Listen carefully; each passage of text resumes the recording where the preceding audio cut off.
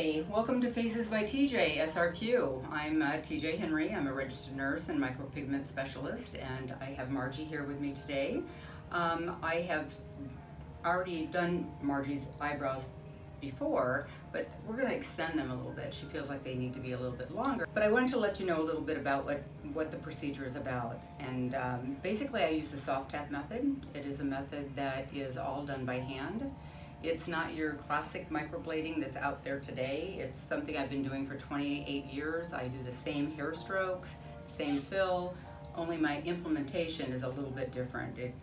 I'm walking it in from behind. It goes a little bit deeper into the dermis, and you'll get a full 3 to 5 years out of the procedure without it changing any colors, because I use minerals. I do not use, coming from Santa Cruz, California, it's really important that everything was organic and natural.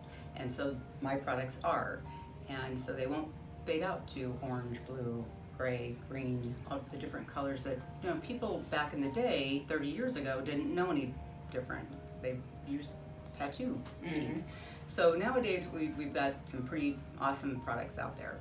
So I'm gonna have Margie lay down, and I use all disposable needles, but I've already broke this out because you can only imagine it's our first video and I've done a take already. So I use everything that's disposable, and what we're gonna do here, let me put my glasses on, you might wanna have me see, is extend her brow just a little bit further down to the end of her eyebrow hair. And basically I do that by dipping my utensil, which is not an X-Acto knife. It is just prongs at the end of my handle. And I stretch the skin and I start to do hair strokes. And we'll go over to the other side because I kind of finished this one already and it looks pretty darn good. How you doing in there? Doing great. Awesome. The hair strokes is a newer technique, but it makes it look even more natural because it mimics actual hair strokes. It does. So it looks just like hair. And so sometimes initially, especially if you don't have hair on your eyebrows, it'll look like it's completely a full color. But I always use more than one color when I go to do eyebrows. I am only using one color today because I'm just extending it a little bit, but because there's variance in our hair, we aren't just one color. So when it heals and it sloughs off a little bit, you'll start to see the hair strokes behind it and the variance in depth of color. I'm just going to do a couple more little pokes here, and we're going to go to the other side. So can you tell everybody what it kind of feels like? It feels almost like you're plucking my eyebrows. It's like about as uncomfortable as that. It's really not uncomfortable at all. Well, and I just want to say that as someone who's been in the healthcare field for as long as I have, the reason why I come to people like TJ is because of her nursing background. She understands the skin, she understands the dermis, she understands what to do to keep everything clean and sterilized, and That's important. You don't want to go to someone who doesn't know those things if you're having an invasive procedure on your face. You just really have to trust them. Well, thank you. I like to think I'm super trustworthy. So again, I am just creating hair strokes as I go along here, just to extend it a little longer for her.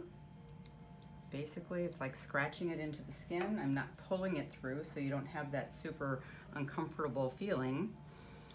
And I've been doing the microblading technique like this for, like I said, 28 years in the field.